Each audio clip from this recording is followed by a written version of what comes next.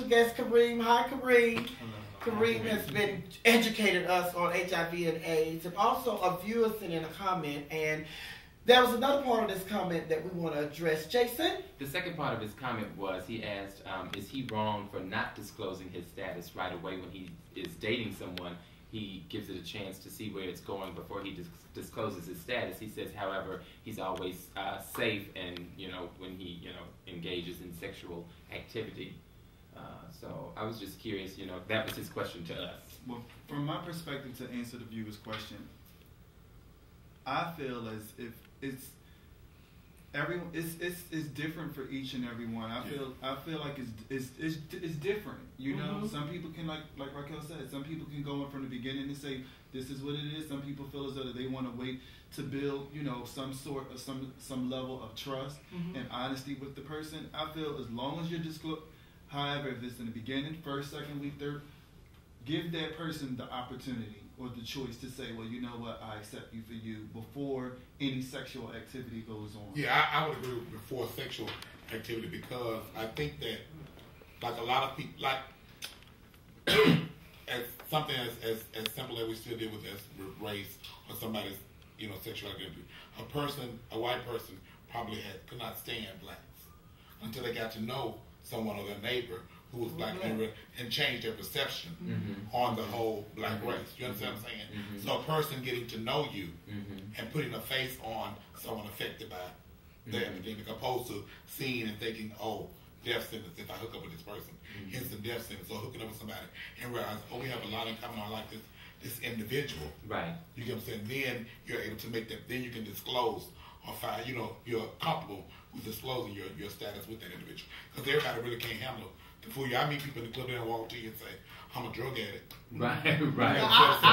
I agree and I disagree with that, because we're talking about sex, but it's before you get to sex, there has you talk to this person and things happen, like you have feelings, you have that type of thing. So before it even get to the sex, you tell them. But then what about the feelings and the time you spent together, and you really want to be with this person, but then they give you, I think if you would have told them up front and gave them the option, they would have known what they was dealing with. But then at the same time... Is that with all issues?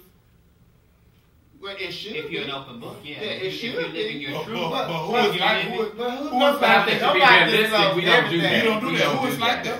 We don't do that. No, I'm saying that's how it should be. I'm not saying that's how we live our life. I'm saying that's how it should be. You should give them that option. Because I think it's more when you have feelings for a person opposed. Because to me, sex is not a big part of a relationship. Sex is just like dessert. It's just something extra. I think it's more of the relationship you have with the person. Why try to build a relationship, then say, oh yeah, I got something to tell you. Well, you already start building a relationship with this person. But I don't think you would allow yourself to build a relationship in all cases if you knew a person's full. I feel like you're building a friendship. You're building a friendship. Yeah. And, you have to, even when we build friendships, you don't always necessarily come out and tell your friends everything. But it's more than just a friendship. I mean, it's a friendship, but it's more you looking to. This is a person that you're looking to be with a long time. So I don't think you should look. I don't think you should look at a person like that at first meeting. That is not long term. You should look at a friend first. Some people. Well, that's wrong with it itself. No, not for some people, because that's just how people are. You But might look at somebody as a friend, but they might say, "I'm gonna approach this person and I want to be with them because I've seen what they." From afar, I like what they give it. Yeah, and to me, if somebody told me that up front, I was like, well, this person must really care about me. They're telling me this up front, and I don't know nothing about them. So if they're telling me this now, and I don't know nothing about them, hey. But I think from what he said, and then even my own thoughts on this situation, when you're dealing with AIDS and drugs, they're two different beasts. When you're dealing with AIDS and a relationship and drugs and a relationship, it's two different beasts, because AIDS can change a person's life. You can affect this person, and that changes the outcome of that person's life. Right. With drugs, if somebody else is on drugs, you can walk away from that and you don't, if somebody else is sitting up Or there if they and they offer you drugs, then that's something that you probably want to do anyway. So this person is not really telling you, this person is not influencing you to do the drugs. This is something that you probably want to do. But with AIDS, if you're in a relationship or you having sex with somebody with AIDS, if you in love but wait, but if they don't disclose to you that they have AIDS, then you don't know. And So, so, but wait, let's differentiate between having AIDS and being HIV positive, because I know we'll probably get some comments on that. Right. There is a difference between having AIDS and being HIV Right. positive. So we're talking now about being HIV positive. Okay, and then also I wanted to say my point on it is, ever since the epidemic came out, my philosophy has been what you stated earlier in one of the other shows that we had was self-love. So regardless of who I meet, I love myself more. Right. So I know what's all out there. I'm not going to put myself in a situation to allow somebody else to do something to me, because I know for myself what's out there. Mm-hmm. And regardless what this person tell me, I love me more than I love you, because I'm just meeting you. I don't know you. That goes back to say that everything is different. You might have had a family that embraced you, but then there are a lot of kids out there that don't have that. So they're out there doing everything, looking for sex. Looking for love, and that's not what they're going to get. And so, with all of this being said, I would like to take this opportunity to say to all of our viewers and all of us that it does come down to self-love. And we are responsible for ourselves. We cannot control anyone else or what anyone else does. So when you enter into a sexual relationship with someone, whether it be a one-night stand, somebody that you meet at the club, somebody that's your longtime partner, you're just getting to know, you need to take the initiative to protect yourself. Yourself. Don't put that in the hands of someone else. Do not give someone else that much power over you. Like Joe, Sophia has said tonight, like Kareem has said tonight, love yourself enough. Find it within you to say, you know what, we can do this, but before we do this, you're going to have to wrap it up. And that's, to me, what it really comes down to. You know, because if somebody tells you or if they don't tell you, like I said, you're responsible for that. And I do actually believe that it's a very difficult thing to do. You know, and everybody's probably not going to tell you, you know. So it's difficult, and that's why I honestly feel like it's up to their own individual strength, and it's also up to their own individual person feeling is this person worthy enough of them knowing my truth. Everyone, like I said, for me, I know that this was something that I wanted to do. I know that I wanted to speak out about it. So I know that any person that came into my life, they had to know from the beginning, like, look, this is what's going on. Will you support? Will you not only be a friend, be a partner? Will you also support? Will you also be there? Will you also, you know, stand by me throughout this process? And, you know, in the situation in my relationship now, my partner, he told me, you know, I'm negative, but I'm still willing to continue on with our relationship. And I think that, you know, I just want to let viewers know that it also gives you the opportunity to see that regardless if people are positive, negative, people are still willing to be with you and be for you. See, I was just going to say, yeah, because with the knowing your step or disclosing it, you know, disclosing. I was just at a brink, I don't know where it was, but wow. But while you're thinking about that, I'm thinking about, you know, how the whole epidemic with the Down Low brothers and how it has bled over into the heterosexuals. It's just like all of that, you know, it's because those brothers didn't disclose to those women what was going on with them. But at the same time, those women, you know, should have protected themselves. Right. And again, to me, even with that being said, and kind of, I don't think that it's just a gay disease. To me, it's a sexual disease. And HIV is not the only sexual disease that you can catch. So for, you know, be it syphilis, be it herpes, be it gonorrhea, be it chlamydia, be it any number of things that you can catch from having sex, you owe it to yourself to be safe and to be careful and to practice safe sex. And to the whole, with the heterosexual community, you know, the millions of people in Africa who have it, I mean, to say that it's a gay disease, are you saying that all these people in Africa are gay, that's why they have it? No, there are men, women, and children who have it there. So clearly it's not just a gay disease, you get it through sexual contact, the transmission of fluids, bodily fluids, from someone who's infected. So. And while we're talking about that, I would like to thank AIDS Atlanta and someone who cares for coming in our community to pass out literature and condoms and all that type of stuff in our community.